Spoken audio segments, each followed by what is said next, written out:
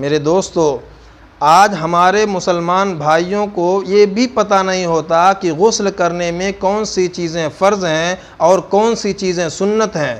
غسل کیسے کرنا چاہیے، پاکی کیسے حاصل کرنا چاہیے، ہمارے مسلمان بھائیوں کو اس کے بارے میں کچھ بھی پتہ نہیں ہوتا۔ اس لیے ہم چاہتے ہیں کہ آپ کے سامنے غسل کے فرائض کے بارے میں بیان کریں۔ میرے دوستو، اسلام نے ہمیں صاف ستھرا رہنے کا حکم دیا ہے۔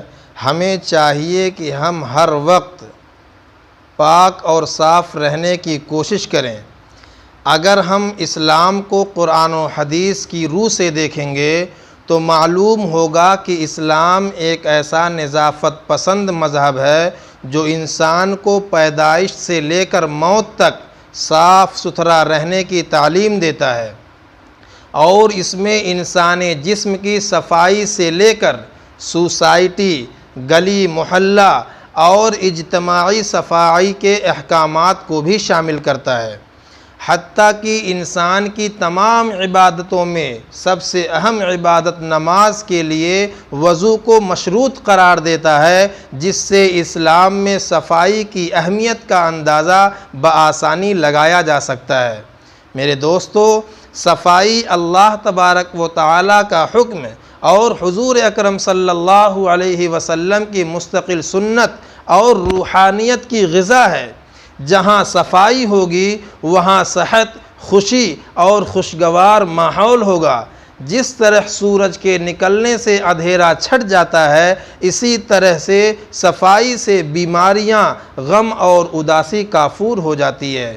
میرے دوستو، اگر ہم قرآن پاک کا بغور مطالعہ کریں تو ہمیں معلوم ہوگا کہ اللہ تبارک و تعالیٰ نے قرآن پاک میں بہت سی جگہوں پر ارشاد فرمایا کہ اللہ تبارک و تعالیٰ پاک اور صاف ہیں اور پاک اور صاف رہنے والوں کو پسند کرتے ہیں۔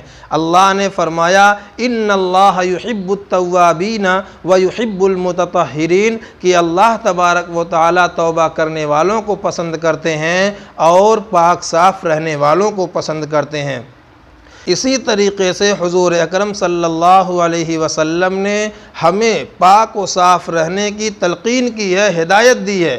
ہمیں حضور صلی اللہ علیہ وسلم کی طرف سے یہ تعلیم دی گئی ہے کہ ہم پاک اور صاف رہیں، اپنا ظاہر بھی پاک صاف رکھیں اور اپنا باطن بھی پاک صاف رکھیں۔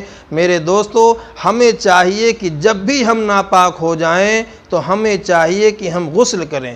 آج ہمارے بہت سارے مسلمان بھائیوں کو یہ نہیں معلوم ہوتا ہے کہ غسل ہم کریں گے تو غسل میں کون کون سے فرائض ہیں، کون کون سی سنتیں ہیں۔ ہمارے مسلمان بھائیوں کو غسل کرنا آتا ہے لیکن غسل میں کون کون سے فرائض ہیں یہ معلوم نہیں ہوتا۔ تو میرے دوستو، آج یہ جان لیجئے کہ غسل میں 3 فرض ہیں۔ غسل میں 3 فرض ہوتے ہیں۔ سب سے پہلا فرض ہے کہ منہ بھر کر کے کلی کرنا، منہ بھر کر کے کلی کرنا، یہ غسل میں فرض ہے۔ اور دوسرا ہے ناک کے نرم حصوں تک پانی پہنچانا، جہاں تک ناک کا نرم حصہ ہے وہاں تک پانی پہنچانا غسل میں فرض ہے۔ اور تیسری چیز ہے کہ پورے بدن پر اس طریقے سے پانی بہا دینا کہ بال برابر بھی کوئی جگہ خشک نہ ہو، کوئی جگہ سوکھی نہ رہے۔ اگر ان تینوں میں سے کوئی بھی چیز خالی رہ گئی یا بال برابر کہیں جگہ خالی رہ گئی، سوکھی رہ گئی، تو ہمارا غسل نہیں ہوا۔ ہم نے غسل کر لیا، ہم نے کلی کرنا چھوڑ دیا، یا ہم نے غسل کیا ناک میں پانی ڈالنا چھوڑ دیا، یا ہم نے غسل کیا لیکن ہمارے کہیں پہ بال برابر جگہ خالی رہ گئی، کہیں خشک رہ گئی، تو میرے دوستو ہمارا غسل نہیں ہوگا۔ اس لیے ہمیں چاہیے کہ ہم غسل کرنے سے پہلے یہ 3 کام یاد رکھیں اور ان 3 چیزوں کو، ان 3 کاموں کو پابندی کے ساتھ عمل کریں، انشاءاللہ ہمارا غسل صحیح ہوگا۔